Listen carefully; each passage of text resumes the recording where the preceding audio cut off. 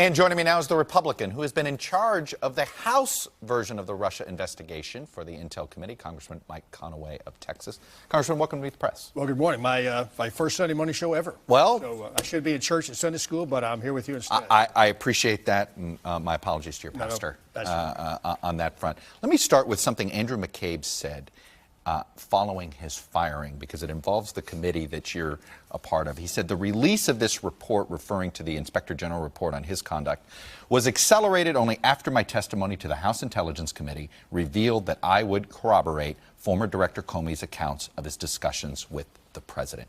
Can you tell us if that sentence, if it's true that that's what McCabe did in front of your committee?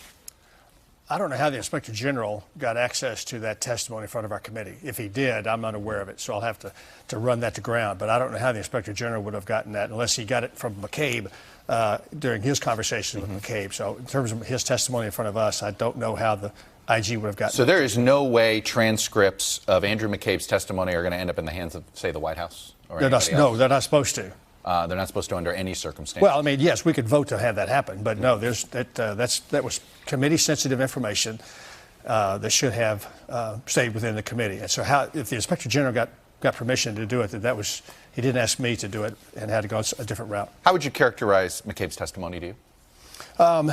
You know, I had some experience with Andrew McCabe, but at the time he was giving it, you're listening to it, you're trying to analyze for veracity and those kinds of things. But, you know, he's a guy that's not used to being questioned like that. He's the guy who's usually questioning someone else. So he was uncomfortable, but I thought he was, you know, tried to tell us what. You thought he was forthcoming? You felt like he was trying to tell you the truth? We knew it, but if that proves to be incorrect, then that was a bad judgment on my part. But nothing that he said, we had said, well, you know, Mr. McCabe, that's just clearly wrong, X, Y, and Z. We didn't have any kind of confrontation like that. Do you understand why many people think he's not been treated fairly in the public square?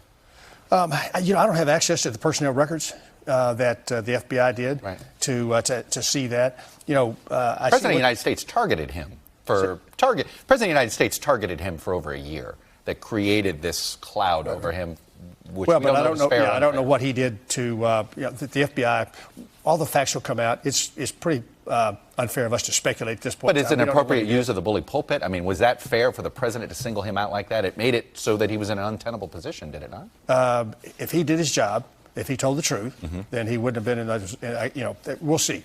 Again, we don't have access to actually what he did or didn't do. We've got both competing narratives going on out there, and the facts will support one or the other. Did he back up Comey's contention that he was fired because of the Russia probe?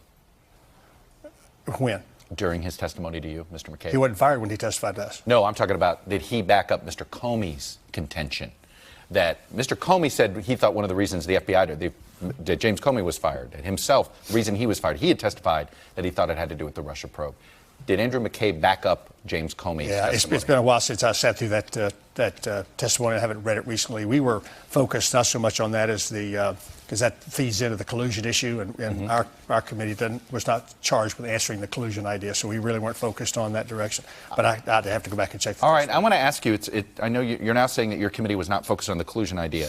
You said on Monday in a conference call, at the end of the day, we believe that the broader evidence available to us was that they, referring to the Russians, favored her, Hillary Clinton, over him, Donald Trump. And the main issue was to sow discord. The next day, you reversed that statement, saying, no, they were trying to help Donald Trump. Definitively, what is your conclusion on this? Well, everybody gets to make their own mind. What we did with the ICA, which was what drove those comments, and I got us off on the wrong track, quite frankly, is that we wanted to look at the analytical integrity of that process throughout the ICA. And we agree with most of it. We'll have a second report on this that effort. But the idea that Putin wanted to help Trump, that came out of the ICA, we don't believe that was supported by the standard tradecraft of analytics. Each of us gets to make up our own mind of what we said happened. Only Putin knows for sure what he was doing during that time frame, and he might have changed his ideas across that 6-year. But you just said your job wasn't to figure out if there was collusion in the committee. That's right. Okay, then why is Devin Nunes claiming, well, there's no evidence of collusion if you didn't even investigate this aspect of it? Well, that's a tinker's average chance, Todd. That I don't understand. Say that again. Well, Devin Nunes has gone out there saying all the evidence he's seen, there is no There has been no collusion. No evidence of collusion. No evidence of collusion. Right. But if you're not investigating collusion, then you That's all haven't we sought the evidence. That's all we investigated. We didn't investigate his obstruction of justice issue. That's what we investigated. Was there collusion between the Trump campaign and the Russians, or was there collusion between the Clinton campaign and the Russians? Did you interview George Papadopoulos? No, we did not. Okay. If you didn't interview George Papadopoulos, somebody who apparently is the person that triggered the investigation because he was bragging about potential access to damaging information on Hillary Clinton. If you didn't interview him, just that one, and there's other people you didn't interview, how can you draw this conclusion definitively? Well, he got outside the opportunity for us to interview him when he was charged, and he's got caught up in the Mueller investigation. We're trying to stay away from the Mueller investigation and not confuse that or hurt it one way or the other. So that part of the timing frame.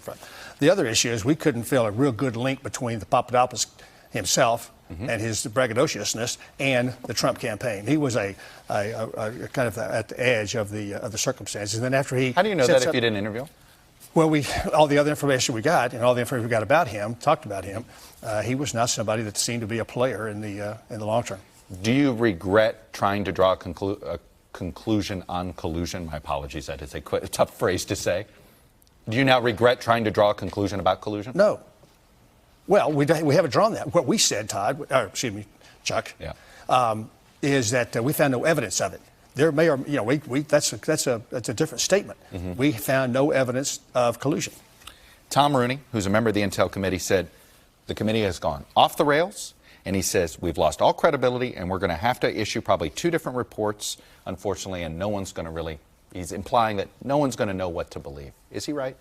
You need to talk to Tom about that. What I believe is that by Thursday, I hope that the Democrats will fold in whatever it is they want to put in the report into the report that we're drafting at this point in time, and that we'll have that one report. I think the issues with respect to what the Russians did, cyber-wise, social media-wise, they'll agree with. What our system needs to do to protect itself from in the 18 election, certainly the 2020 election, that the Democrats will agree with that. They'll disagree with us on whether or not we found evidence of collusion, and they could have that section written in there differently. So we have one report that will answer much of the question that we wanted to.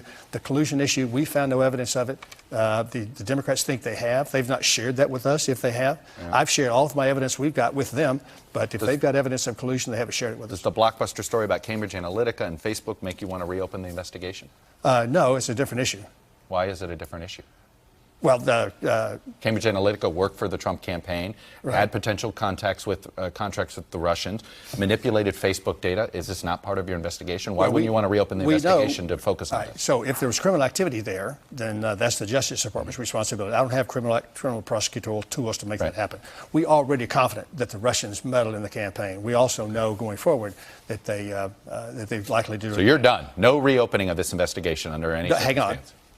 The oversight responsibility of the Intel Committee is ongoing. We will always watch what Putin does or doesn't do. We will always watch what these other actors around the world will do. So our oversight responsibilities are ongoing. If something came up that caused us to need to look at something, absolutely we'll look at that.